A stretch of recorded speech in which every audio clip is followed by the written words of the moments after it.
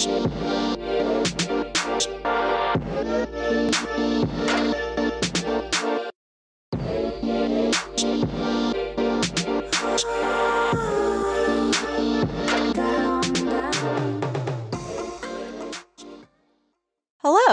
Welcome to this week's episode of Why Not Both, the podcast all about how our multiple passions inform our identity. My name is Pam Schaefer. I'm a musician and therapist in Los Angeles, and I also happen to be your host. Our episodes this season are brought to you by Under the Radar magazine and produced by Laura Studeris. You can find us on social media. We are under WNB the podcast, and that's both on Instagram and on Twitter. If you like our interviews, please make sure to like us and subscribe to us on your favorite podcast platform so that you don't miss a single one. This week, we got to interview Simon Ramond, who is pretty much a legend. He's the bassist from the Cocteau Twins and also runs Bella Union Records. I hope you enjoy our interview. Well, welcome to Why Not Both. It's secretly a cloud meeting. I'm glad we both know what we're doing. Yeah. Very professional.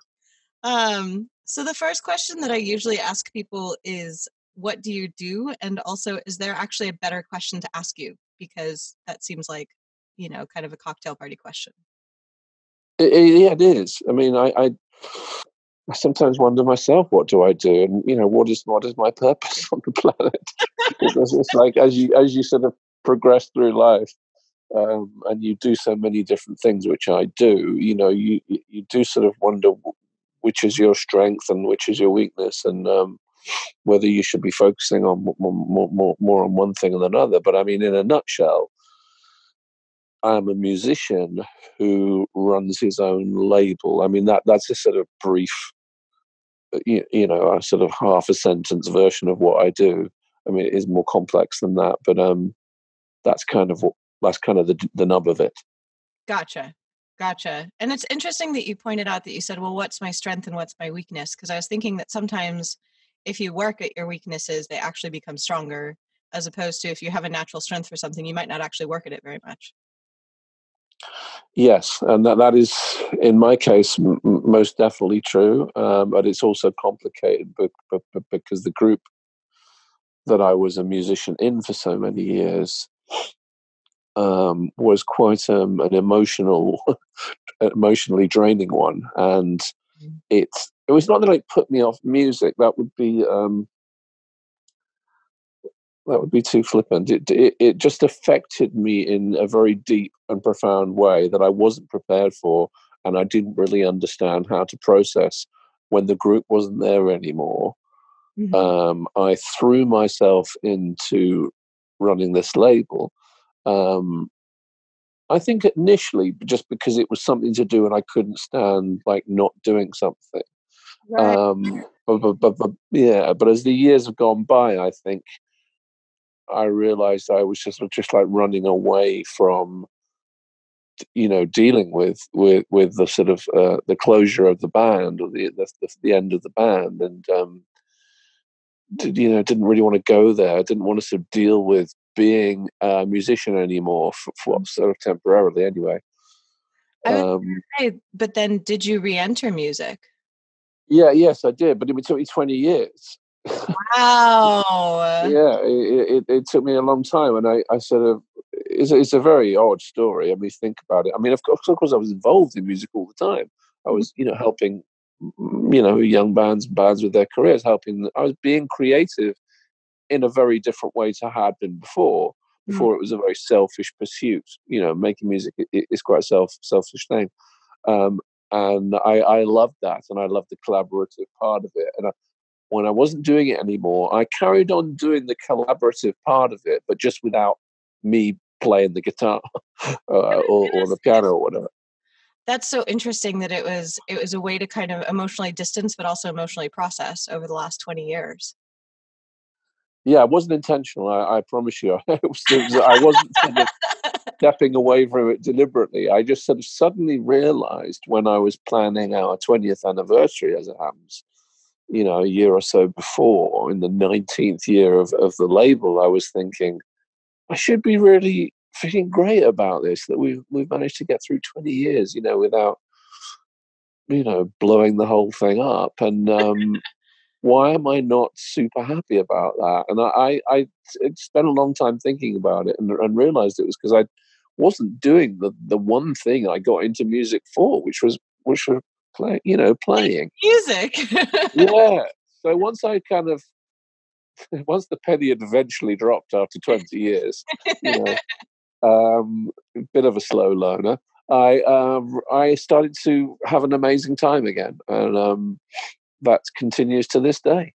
That's amazing. What's it like now that, can you tell the listeners what band you were in and what your record label is? And then I'm really curious what it was like once those floodgates opened again, because I'd assume the interpersonal dynamic was completely different now that it's 20 years later and you're playing music with different people.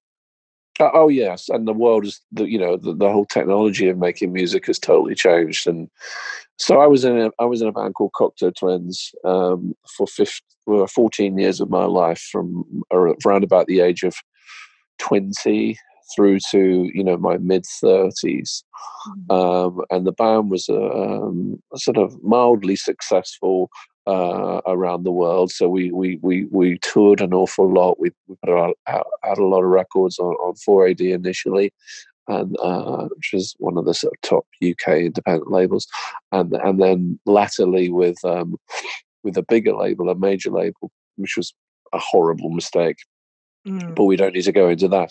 So that's sort of what I did for the sort of 14, 15 years between 20 and 35. And then before we broke up as a band, we decided we couldn't bear working with other record labels. We were just having terrible time communicating, and the relationships were just disintegrating as quickly as we could make them. So we decided, in our infinite wisdom, to set up a record label. So we went into that process. We got a place. We had a really beautiful recording studio where we were already at. And so we took over one of the offices there. We got some staff. We got some letterheads done. We got some postcards made up. All of a sudden, we were a record label. We were going to be putting out our own music, and that was it. But the band then broke up very soon after we set the label up. So and you're like, well, now I have this label. yeah, exactly that. So now what am I going to do? Okay, I'll sign some bands. And sort of, there's a lot more to it than that. Of course, you don't do this thing for 20 odd years and it just be as flippant as that. But that's the basic gist of it. I threw myself into the label knowing absolutely nothing about running a record label, and I would say it took me, a good 4 or 5 years to kind of get any kind of confidence in what I was doing. It was also slightly complicated by the fact that one of the other people in the band was my partner in the label, but he just hated record labels. I mean, we all did, but he hated his own record label. So he didn't like it. I mean, it was complex because he wanted to sign certain types of bands. I wanted to sign completely different bands. We were so different. We had such different tastes, and oh my goodness! As soon as he sort of, left the scenario, and he moved physically away, moved over to France, and just there wasn't that whole spectre of running this thing that was just not pleasurable for either party. Once that was cleared up, which was after a few years, then I kind of relaxed into it a bit more, and we'd signed some bands like Beach House, Explosions in the Sky, latterly Fleet Foxes. We broke that band initially. Father John Misty, Spiritualized, Mercury Rev, bands that are Flaming Lips as well. Bands that are really well known are now on our label, on my label. So it's been an amazing time, and I've enjoyed every second of it. But as a sort of like rounding a human being completely, I definitely needed to fulfill that musician part again. Right. And that was the impetus for even my starting this podcast, was about how like people think that you can be defined by one thing, or there's this narrative of like your one true passion. And in some ways, I also feel like it's very American and capitalist to be like, follow your one passion, play is your work is your play, like that very yes. But I feel that no one has just one thing. Like even what you're talking about, I mean, it is within the music industry, but one is curating and running a label and becoming an influence in that way. And the other is that you said that you found that music was almost a selfish pursuit. And I was just like, yeah. And in some ways, it's good to be selfish. Like it's good to want Yes, things for yourself. exactly. Exactly. And I think, that was my problem. I was just giving so much of myself to other people. Well, I certainly do enjoy that. I enjoy passing on. I mean, I've been doing this an awful long time. I'm 57 now. I've got 40 years of experience in this business. So of course, I love passing on my knowledge or whatever it is to musicians and bands that I meet. I love that part of it. But certainly, I'd given quite a lot in the band. Emotionally, because it was a messed up situation. The other two were initially a couple, and then and they had baby, and then they weren't a couple, but we carried on as a band even when they weren't a couple anymore. And then there was on top of all that, there was like horrendous drug problems, and sort of I was stuck in the middle for much of the 15 years, kind of just sort of refereeing the drama. And that had its own toll on my own relationships. Being so involved with this group that was not just like a group where you just hey, let's all have fun in a band. It wasn't one of those. It was quite a tough one. So I'd sort of given quite a lot emotionally in that part of my life, and then I realized I was giving quite a lot as well with the label, and then dipping my toe back into making music. It sort of really freed me up, and I've changed my attitude. My whole outlook is completely different now. I've moved away from London. I'm down by the sea. I don't ever go into the office. Not that I ever did anyway, but I never go into the office. I speak to them all the time, of course, and we have great relationships, great team of people. But for me, I don't need to be in there. I can't sit at a desk and type emails all day long. It's just not me. It's just not my thing. So I prefer doing what I do, which is I go down to my studio and I make music sometimes, or I go and see a band. So I go to New York and see some bands, or I meet friends, or I just have a life that I actually love, because the label can take care of itself to a degree. I don't need to be in there checking every single thing. I've got amazing people who've been there years and years and years who I just trust to get on with it. And I just enjoy my life now. And that's a beautiful thing.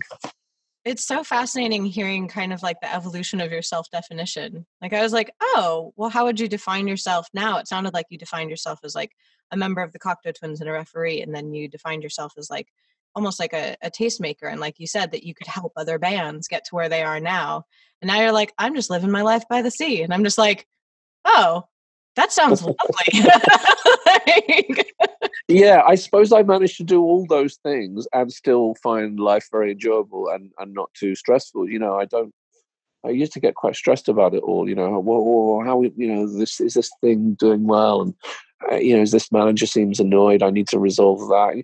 And now I'm just sort of, he's not like water off a duck's back. That's too extreme an example, but I'm just much more mellow about it, because what will be will be. If something bad happens in the music business, well, you can deal with it. The life still goes on. It's not going to be something that I haven't heard before, that I can't have an opinion about, that hopefully will just calm everybody down a bit. Because there's a lot of people get very dramatic about, and angry about, oh, this didn't happen and that didn't happen. I'm like, yeah, okay, well, I see that that's an issue, but let's just calm it down, and we'll just we'll just sort it out tomorrow. And it's very easy to get sort of sucked into this drama about everything, especially now. The world is in an absolute disastrous place. You can't read the news, otherwise you'd just be throwing yourself off a cliff. Everything is. That was a great dramatic understatement of like, and I'm like, even saying world catastrophe, I'm like, oh, what understatement? So I think when that's all going on, and you really do. That's why I love music so much, is because I can get away from. I can lose myself in it. Whether I'm curating music for other people, whether I'm doing this label thing where I sign bands and I'm putting them out there and hoping some people find some enjoyment in it. That, of course, is a beautiful enterprise.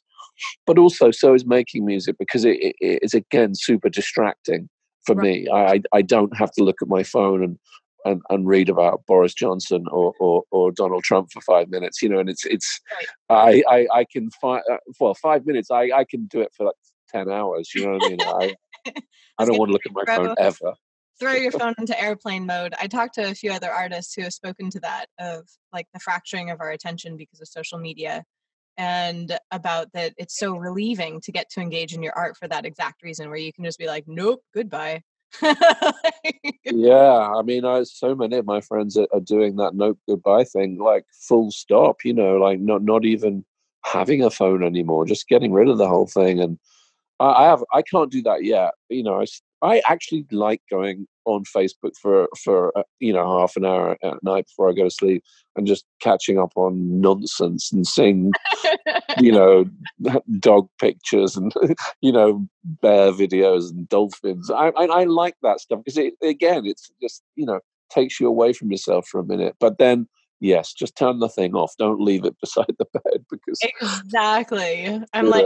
I'm making a mental note to send you a particularly good dog and goat video at the end of our I've probably seen it. It's quality. It is high quality. I've probably seen it. So yeah, I love all that stuff, and it's fine. But once you start thinking about it too much, it's so distracting. And I have to make music as part of that healing thing. I always use music as a sort of healing, not in a hippie way, but just like I always even found with the Cocteaus, when we're really angry about something, we didn't realize this initially, of course, because we were too young and stupid. But when we were angry about stuff, whether it be like an argument with a record label or just shit was going on in life, we found that we would write music like straight away afterwards that was completely the opposite of what. Yes.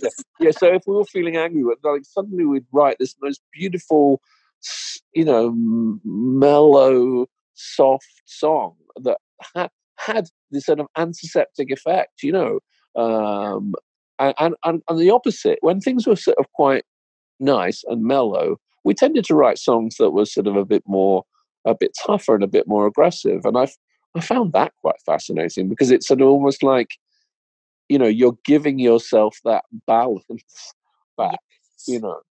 It was remarked by it was actually by an ex of mine that said that they were like, oh, you're so, it's almost uncanny how balanced you are. Like, to get an emotional response out of you is so challenging. I was like, oh no, all of my crazy goes into my songs. And it's exactly. like, is it the happy crazy? Is it the angry crazy? Is it sad crazy? We don't know. That's just where it all goes. So that way I'm much more pleasant to interact with in real life. That's fascinating. Well, I think that's a very good point. The way I make music now is also dramatically different to how I've done it before. Maybe it's because I don't have as much time as as a normal just full-time musician, because I'm obviously doing all these other things. I can't just sort of spend all day in the studio for weeks on end. That I can't do. So the project I do now is I get together with a drummer, and we go into a live space, and we just literally have no songs, no melodies, nothing. We don't practice beforehand. We just go in, pick up our instruments. I play the piano or something, or Rhodes or any kind of keyboard, and he'll play the drums, and we'll just jam, and we'll record the jams. And because I'm not a brilliant musician on any one instrument, we have sort of limitations, I suppose, and in a way that's the strength, is that we just jam up to a point, and then we go home, and I take the hard drive with me, and then I go through our jams, and I go, you know what, that's actually cool. I'm going to put a bass on that, and then I'll put some guitars on it, and then sort of 3 hours later, it's like, oh, there's a song in there somewhere. And that's what I do. And then I basically do more curation. I then send that sort of instrumental that I've arranged into a kind of a song to a singer that I think will be the right singer for this particular piece of music. And so my band, or it's not really a band, but my project is me and a drummer, and then tons of different singers. That's what I'm doing with my music right now.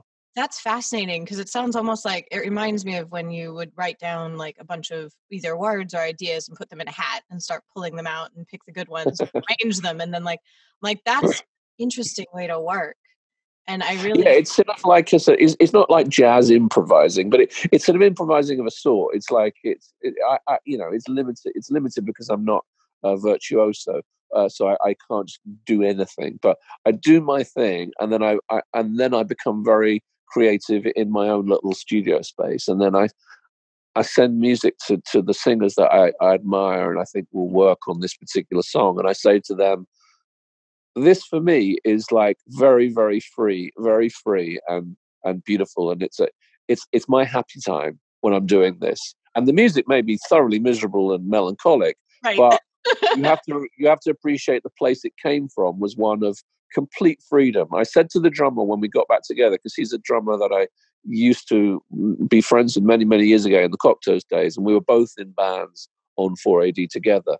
But he's one of my favorite drummers in the world. And if I was ever going to do anything with anybody again, it had to be him. Well, I said to him, look, I don't want to be in a band. I don't want like to have a singer. I just want to do the music and you and me mess about together. And if it ever becomes anything, then great. But let's just be 15 years old again. Let's be how we were when we first met, where it was just all about the fun of playing live together in a room.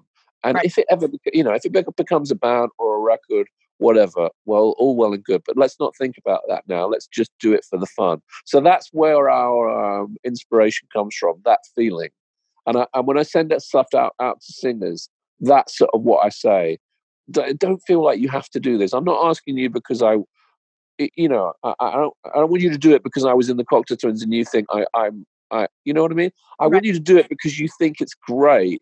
And if you don't think it's great, then please just say, I don't get it. And I don't just do it because, so it's quite hard to get that over in an email, but I've managed it so far. And, there you go. Well, it sounds like it requires a lot of trust on your part, like trust of your drummer and trust of the people you're sending things. Yeah, it does. 99 times out of 100, it works. There's only a couple. We've done one album, which was a double, which came out in 2017. The band's called Lost Horizons, and the project, sorry. And I'm doing another one right now, and I'm almost finished. That's interesting that you differentiate between saying project and band, because it sounds like band has the implication to you of all of that emotional work that you talked about for those 15 years. It sounds like you've completely bypassed that. I'm like, well, yes, that is true. But the reason I call it a band sometimes by mistake is because after we put the first record out, which it was basically just me doing all the music and him playing the drums, and then all these singers contributing their melodies and their words. I had like 16 songs, I think, on the first record. And I'll tell you, I can tell you a whole nother story about how we got to that point, whether it should be a single, a double, or whatever. But anyway, we put the thing out, and I'd said to Richie, the drummer, I said, we can't ever do this live, right? Because it's just too complex. I had to teach everybody all the parts, and I don't even fucking remember how to play anything. We made it all up as we went along. It's going to take forever. So he was like, cool, but let's just play it by ear. And then, of course, we started getting offered loads of shows and festivals. And he was like, come on, man, it'd be such fun to go out playing again. And I was like, really, would it though? You're like, do we really want to do all the schlepping? Schlepping. Really not sure. And also, on the album, there's like 15 different singers. I said, there's no way in the world we could do this live unless we compromised. So listen, that's what we ended up doing. We had a band of 7 on stage with three vocalists, and me playing guitar and him playing drums, and we had 2 mellotrons, and I mean it was amazing fun. And I wouldn't turn the clock back and do it any differently. But it is quite stressful putting a band together, rehearsing everybody, teaching everyone the parts. I'm not 100% sure I want to do that all over again. I was for going to say, this I'm for this one. here for any band that has 2 Mellotrons. So when we came to play live, I was like, well, there's quite a lot of Mellotron parts on these songs, and one is just not going to cut it. So I bought a smaller one, it's a mini Mellotron, which is exactly the same as a normal Mellotron. It's smaller. I like that you're like, one Mellotron, not enough Mellotron. So it's pretty funny getting flight cases made for my 2 Mellotrons. Oh my gosh. You're like, yeah, this is my life. So maybe I'll go back on tour just to get the Mellotrons out again. But I don't know. It's stressful for me to organize everything because I don't have a manager or anything like that. So it's like we have to do everything ourselves. My wife helps me an awful lot with this stuff, but it is time consuming. And playing festivals, I don't think it's quite right for this band because you don't get a sound check. Yeah. Then it's like, surprise, 2 Mellotrons. Exactly. 7 people, 3 singers, 2 Mellotrons, drums, piano, guitar, and bass. No Literally sound could sound like anything. It's like, what? You don't know what's going to come out. No, with all the brilliance of our sound men, it's still going to be difficult because you're putting yourself into a situation in the studio. You're in control of everything. As soon as you step onto a stage, you're in control of very little, and as soon as you do a festival, you're pretty much in control of nothing. So, I'm not sure about that bit yet, but I'm not going to stress out about it because I'm just really enjoying making the record at home and getting close to the finish line. That's so cool. I was wondering how you like divvy up your time and efforts with that because like you said, you don't usually go into the office, but I'm like, I can imagine you still are very invested in everything in the label. Oh yeah. I mean, the thing is, I sort of might think I can take my eye off it, but I am a control freak. Not in a bad way. I say that I say that with reticence because control freaks are the worst people in the world. But I have to know about it. Do you know what I mean? I can't be getting a phone call from a manager in Los Angeles at 11 o'clock at night where he's going, well, what's happening with this? And I don't know what he's talking about. So of course I have to read all the emails. I don't have to respond to them all, but I have to read them all. I mean, if you looked at my iPhone, you'd be horrified because on the email sort of icon, it does say 42,000 emails. And I know that's a shock for people who see my phone on the table. They're like, hold on a minute, you've got 42,000 unread emails. I'm like, yeah, but you have to put that into context. I know what they're all about. I might not. I look at them sort of when they come up on the notification, and I know that most of them I don't need to look at because they're just somebody going, thank you, or yes, I've received it, or you know how many times like for my last email, just pointless emails. So yes, I am really super busy, and sometimes I go in the studio to try and make some music, and I sit there for 6 hours, and all I've done is just put fires out and resolve issues, or do label stuff or publishing stuff or management stuff or what, because I manage a band as well. So yes, I have to be in the mood. And of course, if I sat 6 hours in the studio answering emails about stuff that I'm not hugely excited about, I'm probably too exhausted by the end of it to want to do any music. That's what I was wondering, like in regards to time and effort, how to kind of, I mean, I know that for me personally, it takes me a while to shift into creation mode, especially if I've been in outgoing communication. Yeah. And so wanting to actually, well, not wanting, but being able to get into that headspace, I was like, how do you clear your mind for that? How do you even have time to clear your mind? Because I'm like, wow, you're a person in triplicate then, being your band project, managing a band, and managing a label. I'm like, do you sleep? How are you? Not much, to be honest with you. No, I don't. I don't sleep very much, and that has caused some problems. I mean, there's issues there for sure. And how do I find the time to make the music is obviously a tricky one, and I don't really know the answer to that. I think, but because I build a studio in the garden, this made things a lot easier, because before my studio was like 4 or 5 miles away over in Brighton, and since we moved into this house, and there's not a big garden, but there's a garden and a big bit at the end that I thought, wow, gosh, wouldn't it be lovely to have a studio? And obviously it's a dream to have a studio in your own house, and of course I would never have been able to afford to do it, but my mother passed away last year and left us, all the kids, a little bit of money, and I said to my wife, I know we could probably do with a new oven or a new bed, but I would really like to have a studio.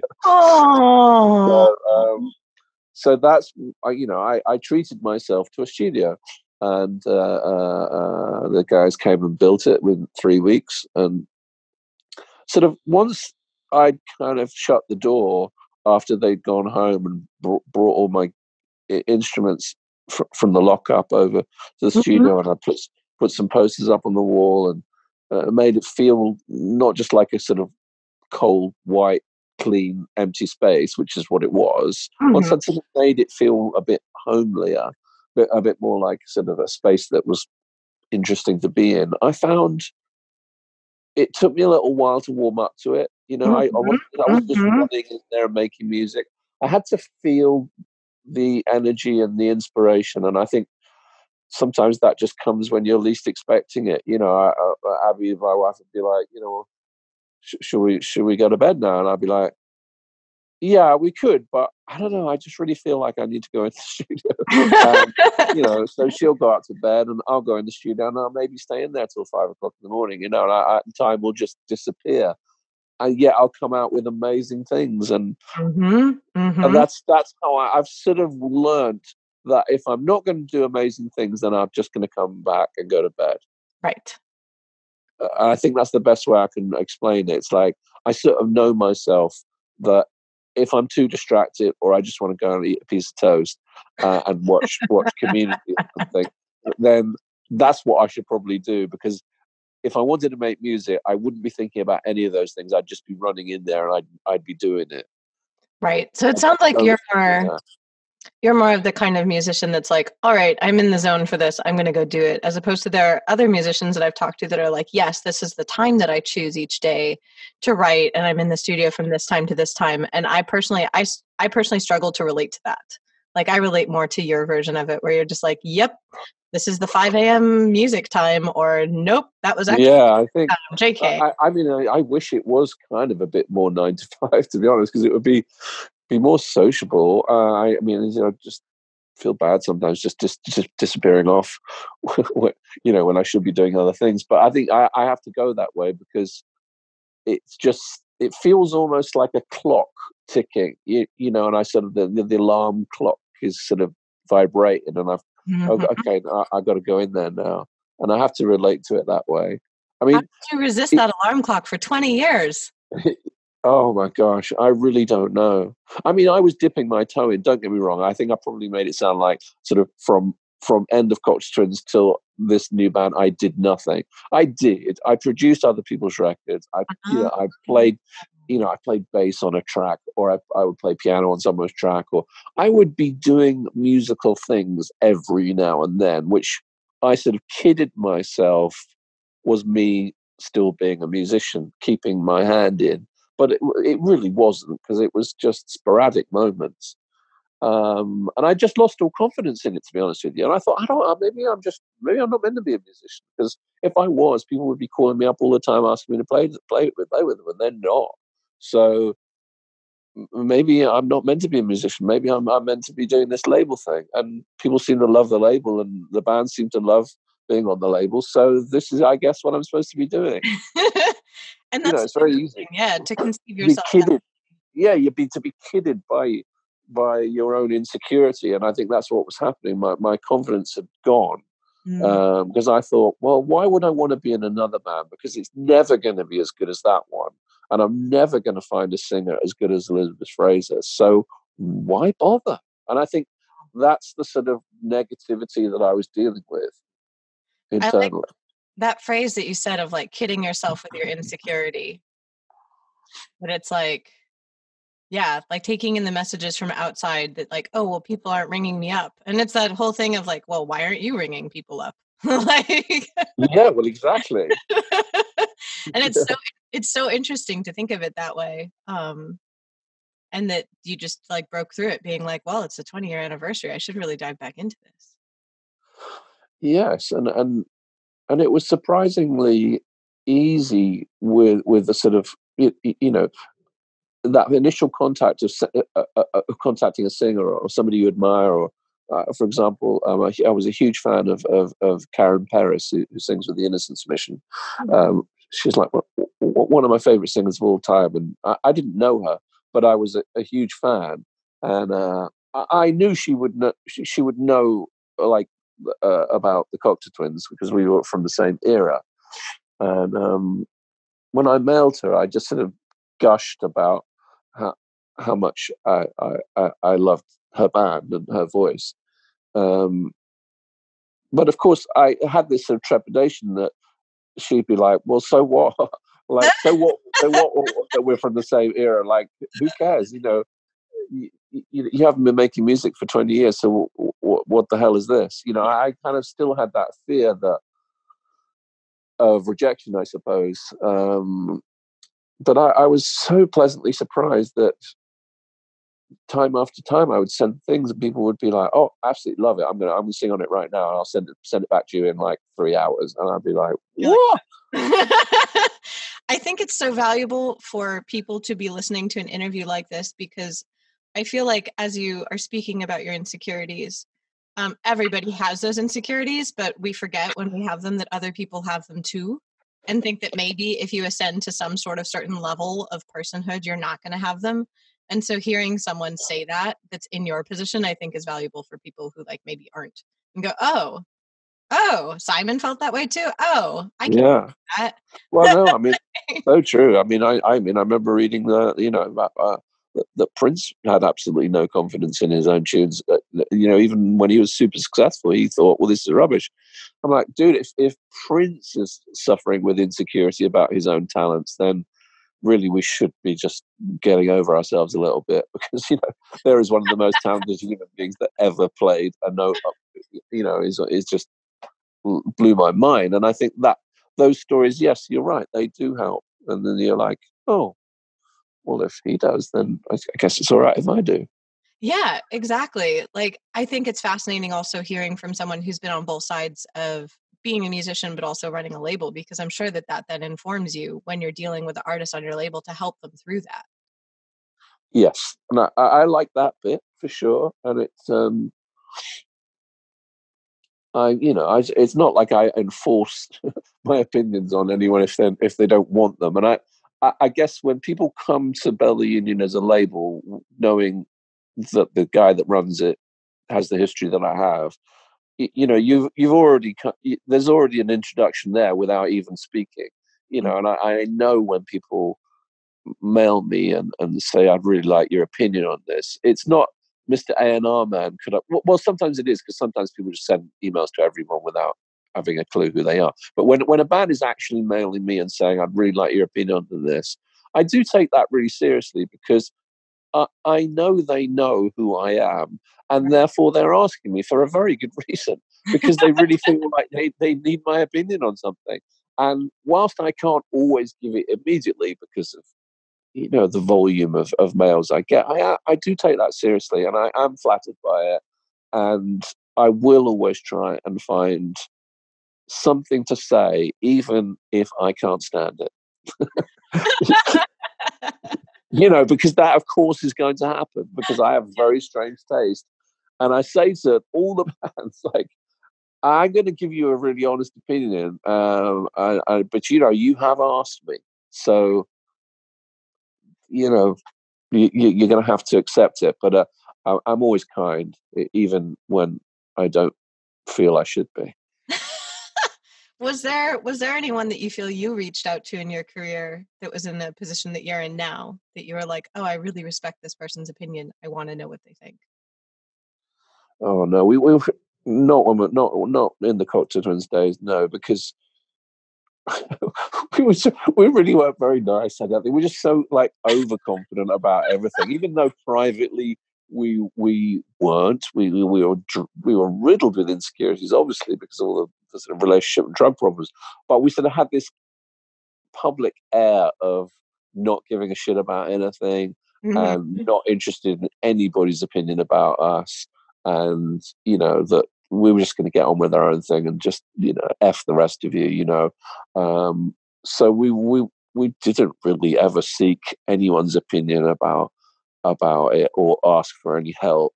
We had a really cool record label boss initially at 4AD who was a bit like a sort of dad figure to us, because we all lost our dads very young. And that was an interesting sort of thing to look back on, that none of us had dads in our 30s. Wow. So I think we often sort of gravitated towards, the only manager we ever had was much later in life, and he was in his 50s, 60s. He was like a dad, and he didn't fulfill any creative role at all. We just actually wanted him to be our dad, yeah, and that didn't work out, obviously. He was like, "What did I sign up for?" Yeah. So the only things we really sought from other people were just sort of stability, I suppose, and maybe sort of accountancy sort of knowledge, or things that we had absolutely no interest or experience of, because we were just literally living in a bubble of our own making, and we didn't know about tax or VAT, or we didn't know about anything. We were just literally the most stupid band that ever walked the earth. So the only advice we ever sought was, help us, help us from yeah. We've made beautiful ethereal things. Please explain VAT. Yeah. And I used to get mails from people going, help. Help! Yep. I don't know anything about anything, but it's usually quite different. It's usually about music. It's never usually about how do I get on this bus to to North Wales. I don't know. So and what I'm curious, like how you perceive the artist's relationship to media and to the outside world now, because it sounds like you were really, when you were in the Cocteau Twins, in that bubble as you described. But do you think that artists, in a way, like, do we have the luxury of doing that now? Is it even a luxury? Like, do you see a difference in how artists are relating to the world?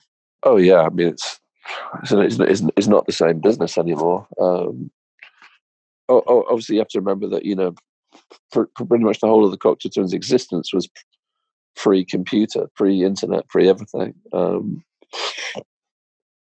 of course, that changes everything, doesn't it? Quite. But I think obviously, we work with Father John Misty, who I think is one of the most fascinating artists of the last 10 or 15 years, because of that very thing, and the way that a traditional press campaign or a traditional relationship that an artist might have with old-fashioned media back in the day, whether it be somebody that's a great interviewer, so somebody that takes great photos, somebody that's a really interesting subject for a biographer, or somebody that was just a great story because they were cantankerous or obnoxious or whatever it was. Those were the characters that filled our newspapers. Right. Now, in this age, it's so different, because it's like the role of who is who is playing the role, whether it's whether it's the features editor, or whether it's the artist. Is the artist now the writer as well? And I think Father John Misty, he was a fascinating character to come into the online community the way he did, and he sort of almost put a bomb under it. I think, and I recall when he take one of the rose quartzes from Moon Juice and was like pranking the owner of Moon Juice by stealing her rose quartz.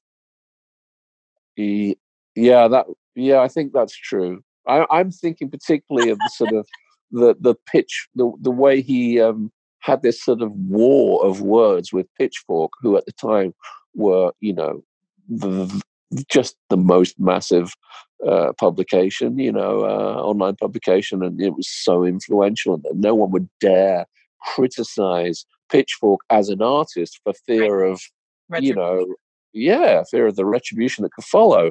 And he just completely lay into them on Twitter and on online. And I was thinking, oh no, this is a really bad idea, Josh. What are you doing? But it turned out to be the most brilliant thing he could have ever done. Of course, ultimately, it sort of ended the way most things do online. It's just like exhaustion and oversaturation and all those things. And, of course, now he's sort of retreated away and he's just doing what he wants to do and make music and live his life and do the very best music he can do. And that's where it's gone. But at the time, it was fascinating to see because no one had played the game that way. Mm-hmm. And I think the whole relationship between journalists and artists has changed dramatically. Maybe for the better. I don't honestly know. It's too early to be able to look back on it. It's like what is a journalist anymore? It's like the roles of everyone, of all of us, you, me, the artist, the journalist, the writer, the blogger, the vlogger.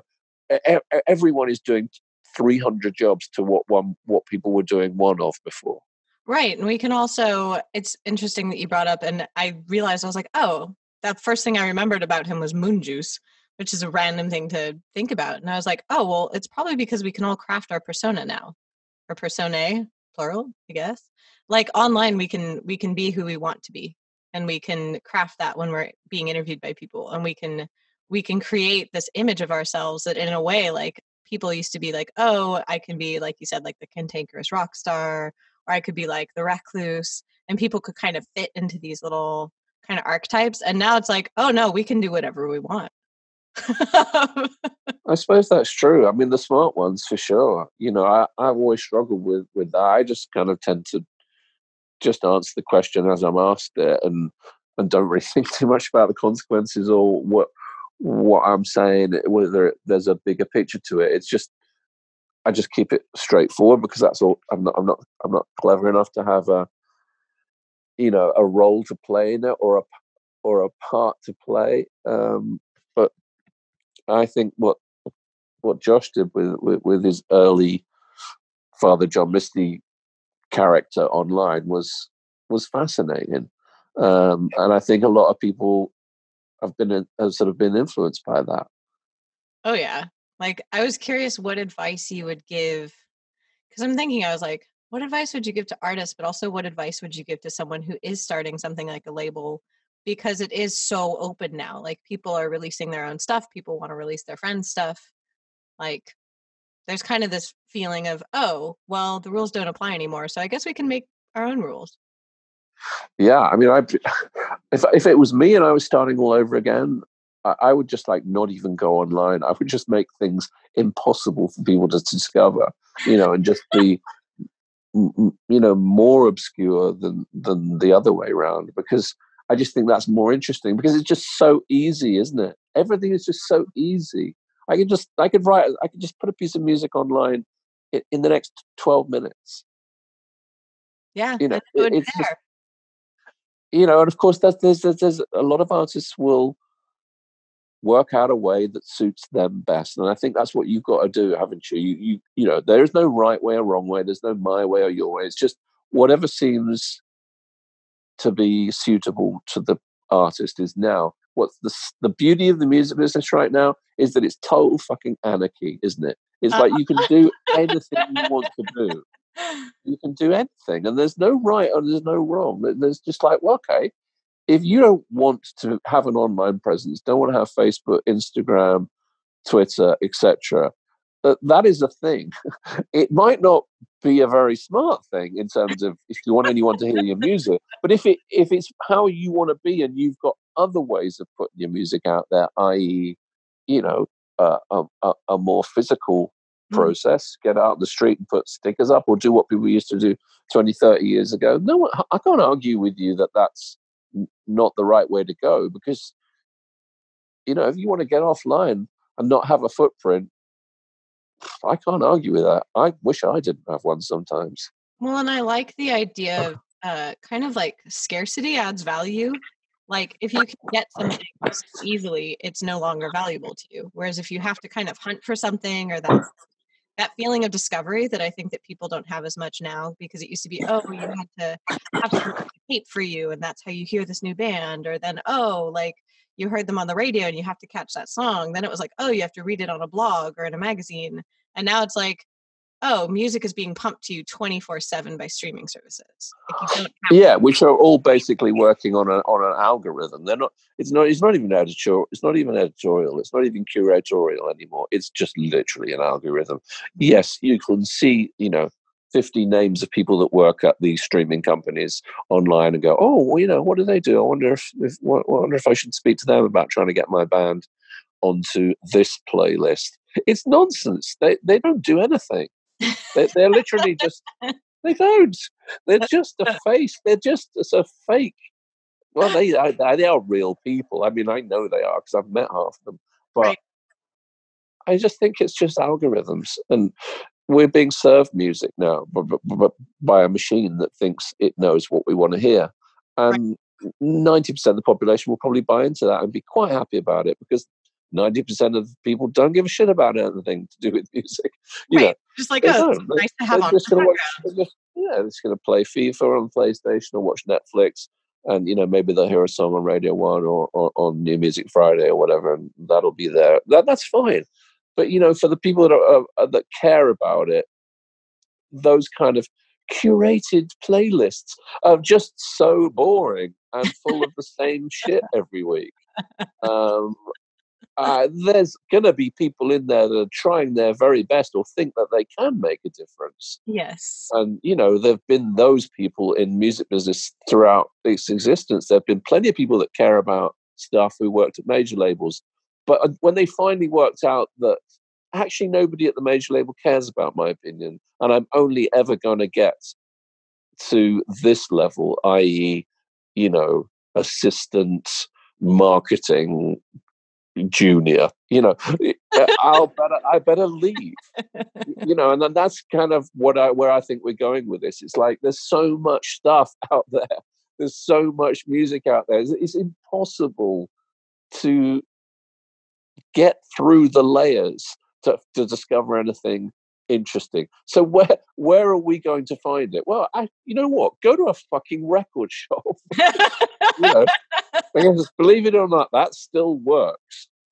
Wander down to the record store. Yeah, well, we ended up setting our own record shop up because that was one way of dealing with this, and not having to stress out about Spotify and Deezer and all these streaming services. And listen, don't get me wrong, I probably use them from time to time when I need to, but I'm too old-fashioned. I just love vinyl. I won't stop ever loving vinyl.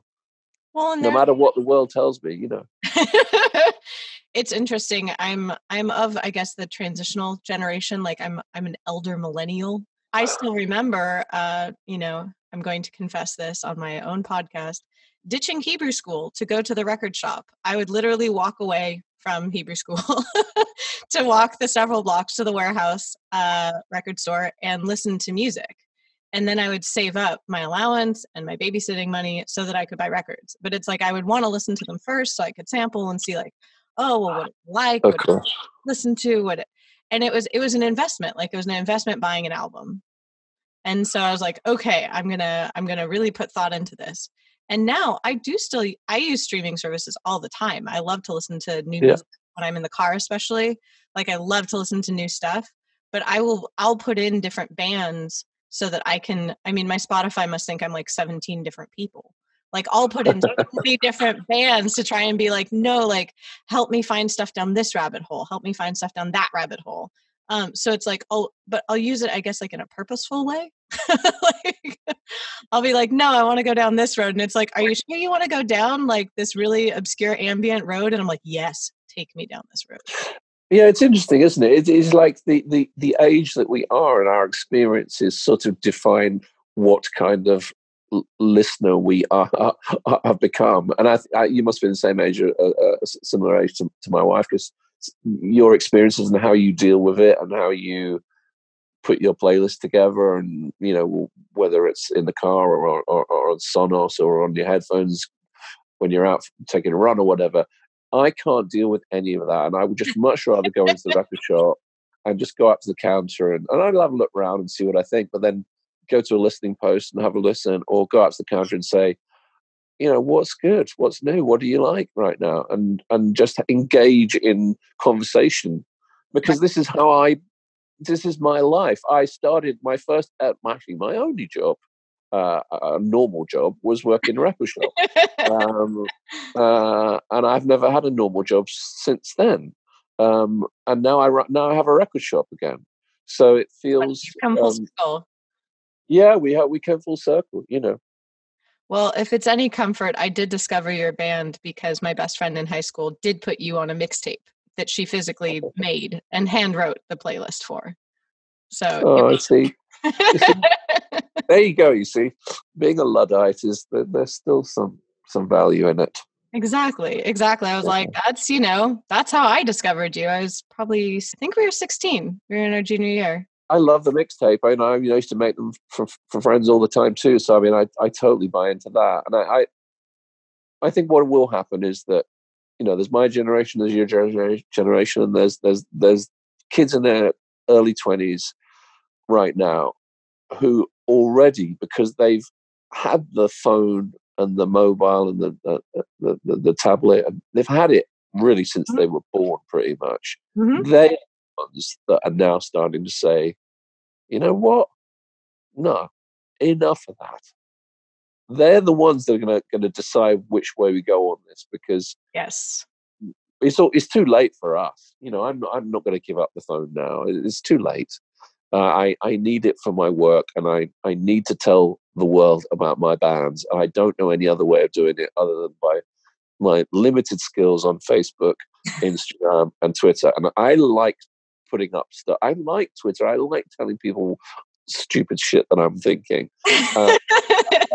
My way of communicating with the world temporarily.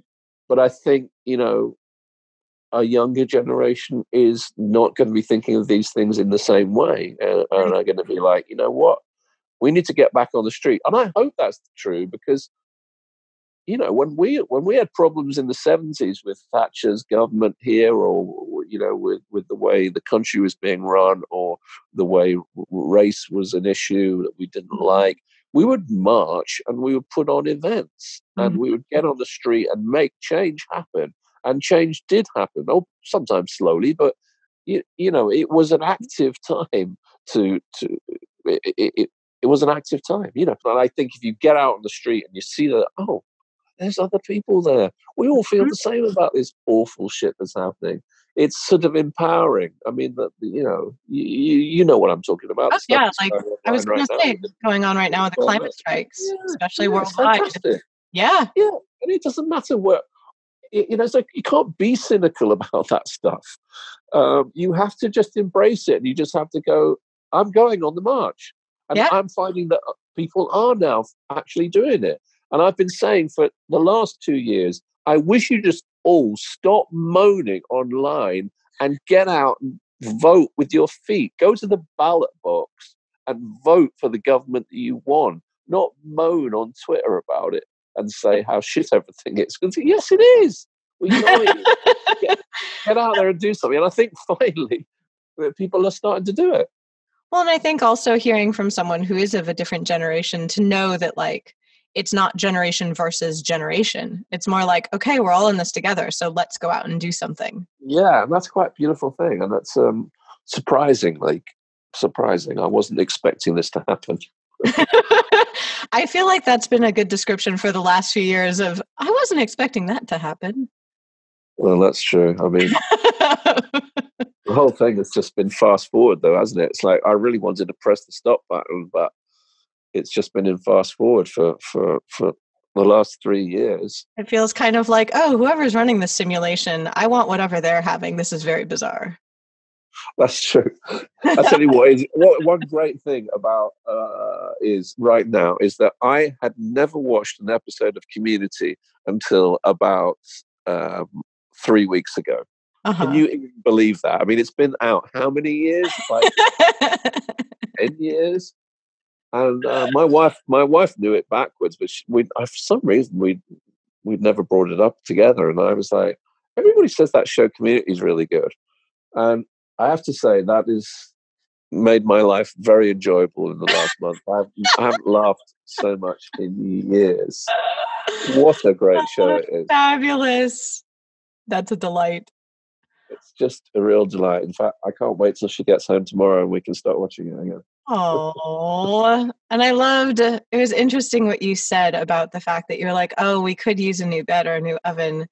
But I was thinking about the fact that it's really wonderful to have a supportive partner and also to have kind of like a final gift from your mom to be able to have your own studio at your home. I was like, that's lovely. Yeah, I mean, after I've had some difficult years. Not lie about it. I've had some pretty serious health issues, and going through the whole thing with my mom, the drama of her demise. It's never nice to see your parent disintegrate in the way that they can do. So the one bright spot, and was just having this little glimpse of being able to do something for myself and treat myself to something. And yeah, my wife's incredible. She's my second wife. I'm not like Richard Burton, but this is just my second marriage, and I'm very glad we met each other in Canada. We met in Montreal, and our first few dates were just record shopping, and that's how we sort of bonded over ABBA and stuff like that. That is the most precious. I think that that's an important piece for people to hear too, that it's like to have a supportive partner in your life, or at the very least supportive friends, because I think that sometimes people feel like they have to do everything on their own.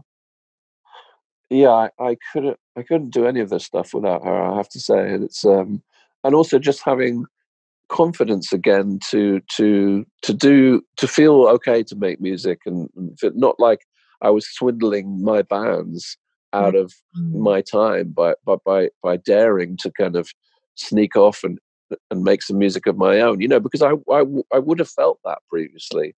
I would have thought, I better not, because I'm not a musician anymore. I'm running a label and I need to be a sensible businessman. Whereas that's just an illusion, because I am neither sensible or a businessman. And I feel like you're a label owner and you're a musician. It's not an either or.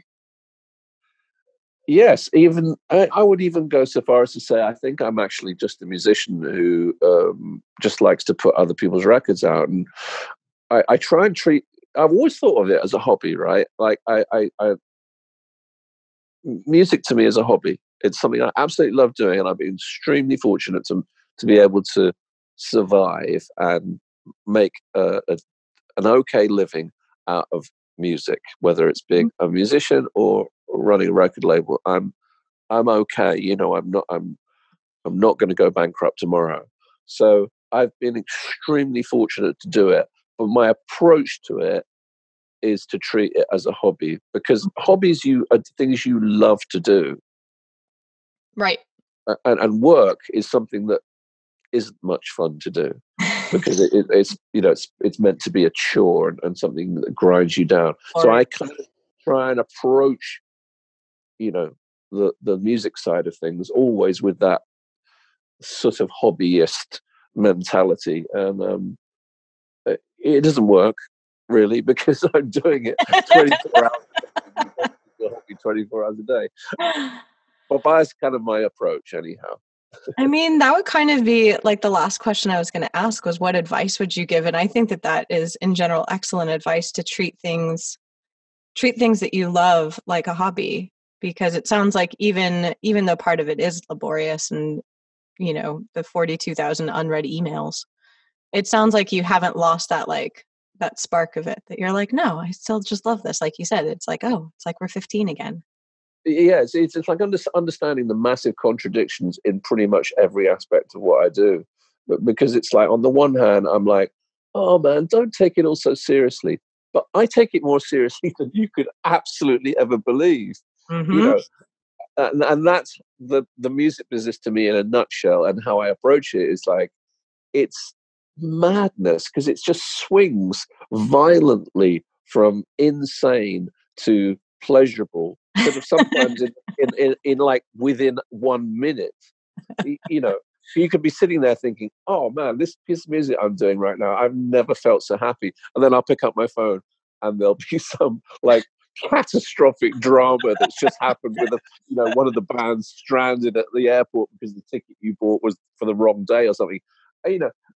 And I said, you have to be able to sort of slightly detach yourself and go, okay, I can't take this too seriously.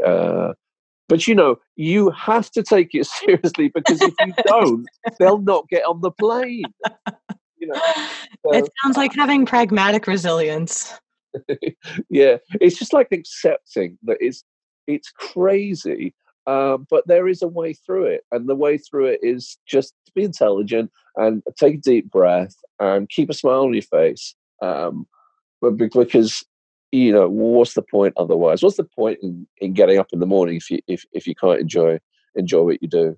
My dad said to me. My dad only said a very few things to me about careers, because I think my mum would much prefer me to have like a normal job and a career. But my dad, who was a musician as well, very successful, very, very successful one, who I honor in many ways, which we can discuss some other day. He said to me, I don't care what you do with your job, work for a job, as long as you're happy. If you want to be a dustman, working on the bins, if you want to be a dustman, do it. Don't ever do a job that you don't want to do, that you don't love to do. And he said that to me like when I didn't even know what a job was and I didn't even know what he was talking about. Right, but he said it all the time, and it stuck with me. And I said it to my kids when they were growing up. I said, don't ever do job that you don't want to do. If you want to work in Tesco's, please be my guest. Right. Go do it, but don't ever do a job where you're thinking, what the hell am I doing? Because I've got mates that felt pressure from family, father or whatever, to go into the business, be an accountant, or go into the city, or and they're all miserable as sin. And I'm so glad my dad told me that, because it seems so obvious, doesn't it, to only do a job that you want to do. But I mean, how many people are actually doing it? Well, and it sounds like also don't shoot yourself in the foot and, go against your own survival, but don't go into a career path that is miserable. Like, don't go into something just because you're like, oh, this is the proper thing to do. Yeah, it is easier said than done, because, sometimes your circumstances force you to take an opportunity because you need to pay the rent or whatever. And it's easy to sit here now, age I am, with the career I've had, to sort of say, oh, just be cool about it, just do what you want to do. It's not as easy as that. But if that's if that's the approach, I think if you can have that in your mindset when you start out looking for a job in music, you'll probably go fine.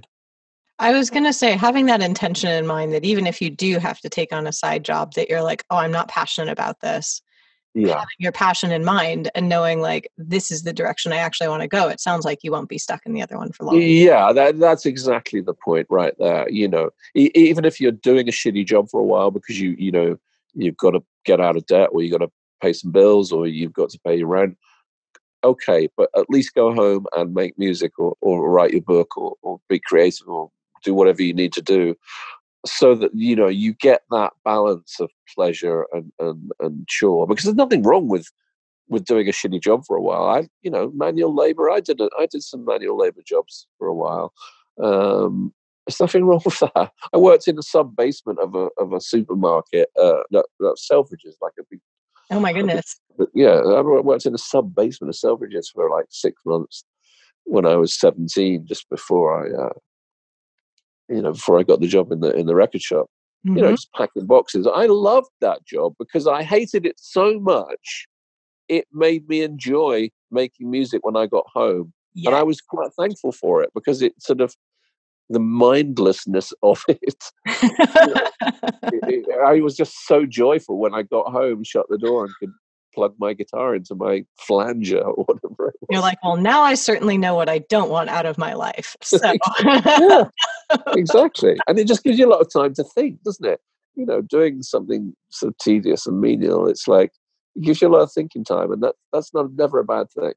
Exactly. I think that in closing, I think that there's value in being bored sometimes, because when you're bored, that's when you think of stuff.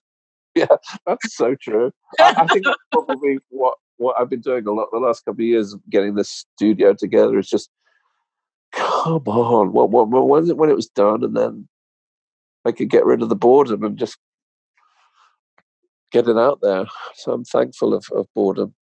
Exactly. I like that. I'm just like, in closing, go, be free, be bored. Thank you so much for joining us for this week's episode of Why Not Both? If you liked what you heard, please make sure to like us and subscribe to us on your favorite podcast platform. You can also come hang out with us on social media. We are at WNB the podcast, both on Instagram and Twitter. This season, we are brought to you by Under the Radar. Under the Radar is a nationally distributed print, music, and entertainment magazine and website.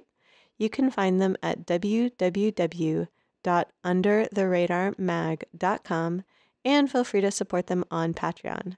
Extra special thanks to our producer, Laura Studeris, who has been absolutely amazing. Thank you again, and I look forward to next week's episode.